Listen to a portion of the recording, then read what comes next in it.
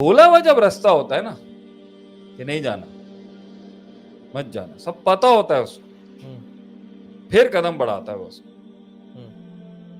कहा था ना हमने तुम्हें, वो फिर उसको सबक सिखाने के लिए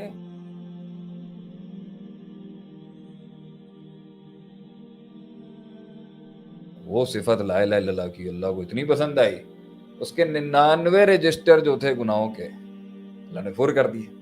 तो अल्लाह कभी कभी बहुत ज्यादा गुनाहों के कदमों पर भी नाराज नहीं होता, कभी कभी इंसान के एक कदम पे अल्लाह पकड़ लेता है उसको। लेकिन मुझे जो लगता है ना, अगर उलमा मेरी इसमें तस्हीह कर दें तो ठीक है, मुझे लगता है उस एक कदम के अंदर कुछ हो ना हो, मगर उस कदम से पीछे जो उसकी नफ्सियात है ना, वो मैटर करती है। वो मैटर करती है। इसलिए इमाम इब्न तैमिया रहमतुल्लाह अलैह का मजमूअल फतावा के अंदर एक बात थी, हमारे एक उस्ताद थे, वो कहते थे जब भी इंसान गुनाह कर रहा होता ना तो जालिम का लफ्ज बोलना, जालिम होता है। क्यों? क्योंकि वो वज़्द व शै अला गैरी मौज़ी ही हो रहा होता है, जुल्म तो उसने कर दिया ना। गुनाह के पीछे की नफ्सियात जो है ना, इसलिए गुनाहगार भी अगर अपनी नफ्सियात को आजिज रखे ना गुनाह करते वक्त, काफिर नहीं होता वो। गुनाह करते वक्त की नफ्सियात जो है ना, वो 99 कत्ल वाला भी ऐसे ही बचा होगा। अल्लाह उसकी नफ्सियात को देख रहा था, नफ्सियात में आजिज़ी थी, एहसास था। कभी कभी इंसान, और मैंने वैसे यही देखा है कि जब इंसान ये कहते हैं ना कि अमन मिन मकरिल्लाह, ये बड़ा आंसर है कि जब इंसान को ये चीज का सुकून और अमन आ जाता है ना कि अल्लाह मेरे खिलाफ गेम नहीं कर देगा, मेरे खिलाफ मकर हो सकता है, मेरे खिलाफ प्लान हो सकता है अल्लाह का, इससे जब वो रिलैक्स हो जाता है ना, ये कुछ अंसर है, ये अस्मा व सिफात अगर आप पढ़ेंगे ना तो आपको पता चलेगा, भी ये लाइंस के ऊपर अल्लाह के साथ जो है ना नहीं करना चाहिए मामला हो। तो मेरे ख्याल से कभी कभी एक कदम नहीं उखाड़ता हुआ। एक तो ये हो गई अल्लाह की तरफ से। कभी कभी बोला हुआ जब रास्ता होता है ना कि नहीं जाना, मत जाना, सब पता होता है उसको, फिर कदम बढ़ाता है वो उसको। कहा था ना हमने तुम्हें, वो फिर उसको सबक सिखाने के लिए बड़ी सजा आती है। सबक सिखाने के लिए अल्लाह फिर करता है मेरे ख्याल से उसके साथ के तुझे बताया था ना सब कुछ, वो है ना उसकी आयत, अलम तकुन आयाती तुतला अलैकुम फकुंतुम बिहा तुकद्दिबून, क्या तुम्हारे पास हमारे अंबिया नहीं है तो बताने के लिए कि ये रास्ता ठीक है? कौलु बला, कौलु बला, कौलु बला, आए थे अल्लाह जरूर आए थे। तो आई थिंक बताए हुए रास्तों पे अगर होश खराब हो रहा है ना, मेरे ख्याल से वो बड़ा ट्रिप कर देता है इंसान की तकदीर को। लेकिन फिर भी एंड से अल्लाह से आफियत, अल्लाह से रहम, आजी अल्लाह को बहुत पसंद है। कुछ लोग मिजाज के बहुत चौड़े होते हैं, मन की बहुत आजी होती है। ये तो वही बात होगी, कुछ लोग जाहिर के मुकल्लफ होते हैं ना, कुछ लोग कहेंगे ना मन का पर्दा होता है। नहीं, तो ऐसी कोई बात नहीं है, लेकिन अल्लाह ताला की कुछ अस्मा व सिफात पढ़ेंगे तो आपको आइडिया होगा। मेरे ख्याल से आज काफी एक आखिरी अगर सवाल ले लूं हाँ, शेख, ले लें कोई सवाल ये है कि ज़िंदगी के अंदर, क्योंकि हमारा टॉपिक मुश्किलात और मौज़ात के ऊपर है, कैलामिटीज़, डिफ़िकल्टीज़ एंड मिरेकल्स, ये कॉन्सेप्ट कि एक दफ़ा मुआवजा हो जाएगा तो आगे सब जो है आसान हो जाएगा, ये मैं चाहता हूँ इस पे आप रोशनी डालें कि मोहताजगी ख़त्म नहीं होती मुआवजे के बाद भी, ना मसाइल ख़त्म हो, एक मसले ने बदल के दूसरे मसले ने आ जाना है। इस तरह फितन के बारे में आप सबने जो है, के बाद तो ज्यादा हुज्जत कायम हो जाती। हाँ, if we are waiting for the miracle to happen, उसके बाद आसानी हो जाएगी। ये इसके बारे में आप क्या कहते हैं? क्योंकि अक्सर हमारी यूथ जो है हमें सुन रही है, और एक बड़ा अजीब सा, कि मैं भी बचपन से ही देखते आया हूँ कि ओ लेवल्स से ए लेवल्स तक है, बस एक दफा ये हो जाए या अल्लाह मौजा दिखा दे, इसके बाद हम अगले साल फिर मौजा मांग रहे होते हैं और फिर मांग रहे होते हैं, और हर दफा ये समझते हैं इसके बाद हमें जरूरत नहीं पड़ेगी, तो हम अल्लाह ताला के सामने पार्ट टाइम मोहताजगी जो है ना वो बड़ा इज़हार करते हैं। लेकिन जो दायमी है ना कि एक मुआवजे के बाद भी कहानी सॉल्व नहीं होती है। या अय्युहन नास अंतुमुल फुकरा इलल्लाह वल्लाहु हुवल गनियुल हमीद। اے انسانوں، اللہ کہتا ہے انتم الفقراء، الفقراء الف لام کے ساتھ، تم ہمیشہ فقیر رہو گے. تم آج بھی فقیر ہو، تم سب کے سب فقیر ہو، تم جزوی لحاظ سے فقیر ہو، تم کلی لحاظ سے فقیر ہو، تم اجتماعی لحاظ سے فقیر ہو، تم انفرادی لحاظ سے فقیر ہو، تم ہمیشہ فقیر ہو.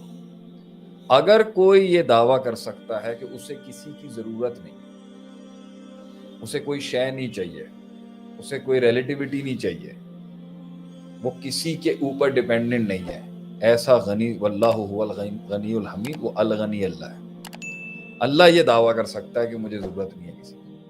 اللہ یہ دعویٰ کر سکتا ہے کہ سب مر جائیں، سب تباہ ہو جائیں، سب برباد ہو جائیں، سب جل جائیں، بھن جائیں، سب سجدہ دیں نہ دیں، مجھے فرق نہیں. اللہ کسی کا محتاج نہیں. تو یہ دنیا دار البلا ہے. یہاں ایک اسٹیشن ختم ہوگا پھر دوسرا شروع ہو جائے گا، دوسرا ختم ہوگا تیسرا شروع ہو جائے گا، اس حد تک کہ موت آ جائے گی. اس لیے تو آپ صلی اللہ علیہ وسلم کہتے تھے کن فی دنیا کا انک غریب او عابر السبیل، دنیا میں ایسے رہو جیسے مسافر. مسافر نے ایک جگہ سے دوسری جگہ رکنا ہے، تھوڑا سا آرام کرنا ہے. آپ صلی اللہ علیہ وسلم کہتے تھے نا میری زندگی اس دنیا میں ایسی ہے جیسے ایک مسافر تھوڑی دیر کے لیے درخت کے سائے کے نیچے بیٹھا، سفر پھر جاری، پھر سفر چلتا رہے گا حتیٰ یاتی عقل یقین، یہ موت تک نہیں عبادت کا سلسلہ رکے گا.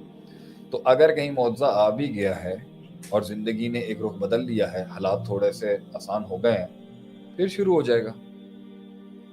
آپ فیصلہ لیں گے پھر بھی شروع ہو جائے گا، فیصلہ نہیں لیں گے تب بھی شروع ہو جائے گا. کبھی کبھی میں سوچتا ہوں اس چیز کو کہ شاید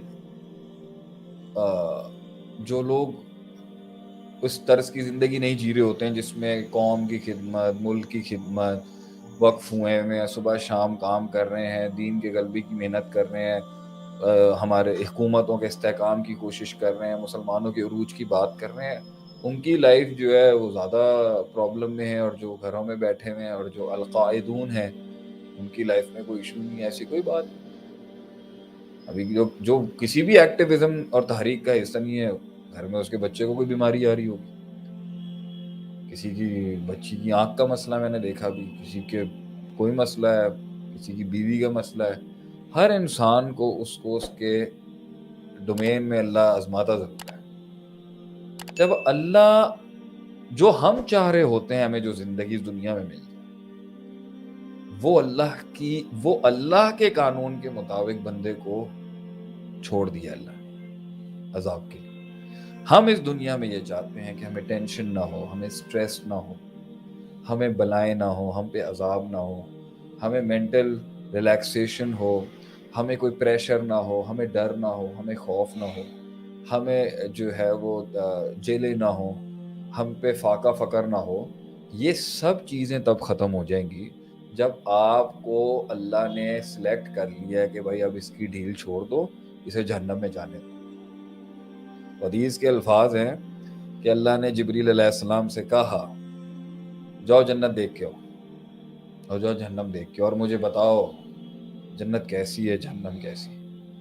جبریل علیہ السلام نے کہا جنت کا رستہ تو ایسا ہے مجھے لگتا ہے سارے ہی چلے جائیں گے، بہت آسان ہے، اور جہنم کا رستہ تو اتنا مشکل ہے مجھے ایسا لگتا ہے کوئی جائے گا ہی نہیں. اللہ تو اللہ نے جبریل علیہ السلام کو کہا اس کو ریورس کر دو، کانٹے بجھا دو جنت کے رستے، مشکلات کے پہاڑ ڈال دو، آندیاں اور طوفان ڈال دو، کرب و غم و ہم کے، شک شبہات کے جو ہے وہ شک شبہات کی بلائیں ڈال دو رستے. جنت کے رستے کو اتنا مشکل، جہنم کے رستے کو آسان کر دو، مخمل ڈال دو، آسائشیں ڈال دو، سکون ڈال دو، آرام ڈال دو، فیملیوں کے سکون ڈال دو، جسمانی سکون ڈال دو، اس میں ریلیکس کرو اس کو. اب دیکھ کے آؤ جنت کیسی ہے، جہنم کیسی ہے. جبریل علیہ السلام نے کہا مجھے تو لگتا ہے اللہ سب کے سبھی جہنم میں چلے جائیں گے، اتنی آسان ہو گئی ہے، اور جنت میں مجھے لگتا ہے کوئی نہیں جائے گا، یہ تو تکلیفوں کا رستہ ہے. تو جس تکلیفوں سے ہم سکون چاہ رہے ہیں، میرے خیال سے اگر وہ زندگی میں نہیں ہے نا، یہ ٹینشن کی بات ہے. اگر رستے رکے ہوئے ہیں، معاملے تنگ ہیں، اور پانی رستہ نہیں بنا رہا، تو کم سے کم اس پہ ایک یہ سکون تو ہے نا، اللہ راضی ہوگا. کیونکہ اللہ تکلیف دیتا ہی اپنے قریبیوں کو، اللہ آزماتا ہی اپنے قریبیوں کو. جس کو اللہ نے نہیں دینا ہوتا نا کچھ آخرت میں، دنیا میں اللہ اس کو سب کچھ دیتے ہیں۔ میرے حساب سے شیخ صاحب آج کا پوڈ کاسٹ کافی ایموشنل رہا. صحیح